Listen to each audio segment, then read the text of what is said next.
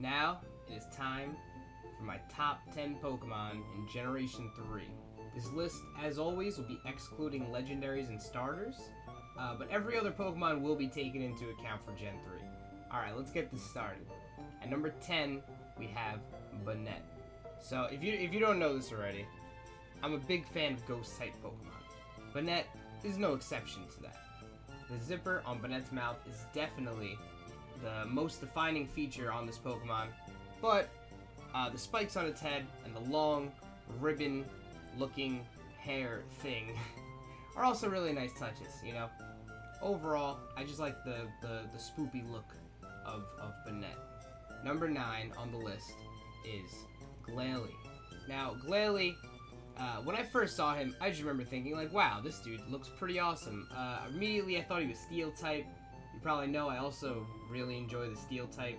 When I first saw Glalie, I thought, what the hell is this thing? Turns out he's pretty useless in combat, at least in Generation 3, but he does look especially cool, alright? His design is fairly simple, but his eyes, mouth, horns, and even that ice coating around him make him really stand out to me.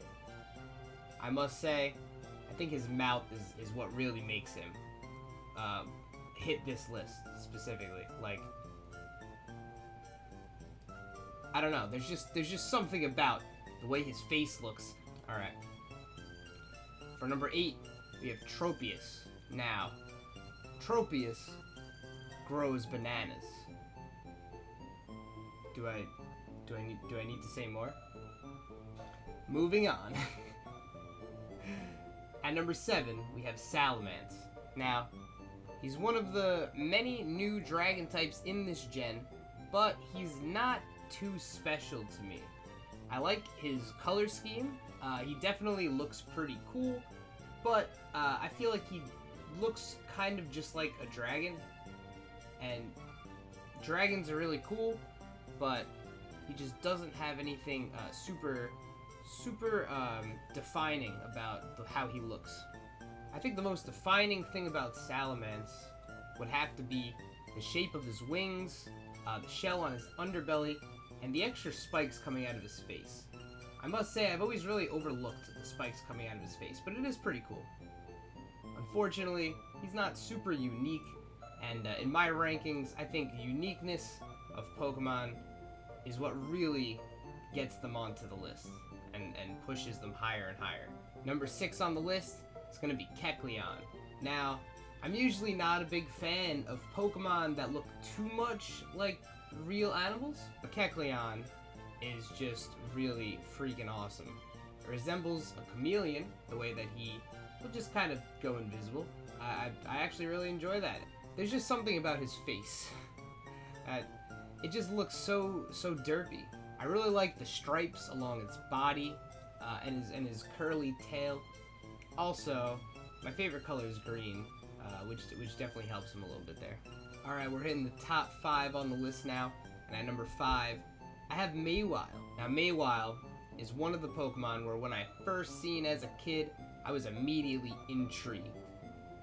This was one of the Pokemon that when I seen it, I knew I had to have it in my party, and I actually ended up using Mawile the entire first playthrough. I ended up leveling my Mawile up to level 100.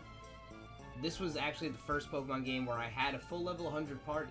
When I first saw Mawile, I had no idea what I was looking at. But I think that's what piqued my interest on this Pokemon. Alright, for number 4, we have Shiftry.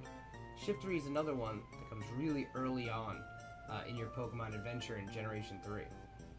Now, I'm not a fan of the grass type in general. I usually don't run grass Pokemon in my playthroughs, but I am a big fan of the dark type, and he just happens to be both. Now, Shiftry looks like he's straight out of Naruto, but I've never watched Naruto, so I could be wrong about that. Either way, I think his long white hair is super cool. Something I don't think we've really seen from a Pokemon before him. His leafy hands are very unique, and he also looks like he's wearing some dope shoes. Alright, the first one out of our top 3, at number 3, is going to be Flygon. Now, I think Flygon is the cooler of the dragon Pokemon introduced in Generation 3. I think there's a lot to love about Flygon. I'm a really big fan of his colors. Again, he's green. There's just something about his face that's very memorable to me. He's got his big, beady bug eyes and his long green antenna. That just always really stood out to me back when I was a kid and even now to this day. Alright, number 2. And this one, I think is going to be a little controversial. My number 2 pick is going to be Gardevoir. Now, I know. I think every other Pokemon on this list is pretty, like, badass, but Gardevoir is just super unique. Another Pokemon that you get very early on. Routes was just very mysterious to me. Like, I never knew if his head was actually just his hair, but something about routes really called to me. Gardevoir is a badass in their own way. Now, maybe it's the greenness that also appeals to me. Either way, Gardevoir is my number 2 pick for Generation 3. Alright, now for number 1, I think this is a pretty obvious choice at this point. So you know that I didn't leave anybody out. So I think that there's really only one option for who to put here, and it would be Metagross. So I wanted to leave out a Pokemon like I've been doing in the first 2 videos, but for this gen I couldn't really get a consensus on who other people thought the greatest, coolest Pokemon of Generation 3 was. So I just ranked them myself. Now Metagross is metal. So I think the X on Metagross's face stands for extremely fucking sick, because he is. I feel like just everything about Metagross just comes together in such a way that makes him look like the most awesome Pokemon in Generation 3. And I think that the spikes underneath his legs are a really nice touch. It's something I never really noticed until I put this video together. Alright, and that'll do it for my top 10 list of Generation 3 Pokemon, ranked by coolness, of course. If you liked the video, please like the video. If you agree or maybe disagree, let me know in the comments. Don't forget to subscribe if you want more content like this. I also stream on Twitch 5 days a week. You can catch me in the link in the description.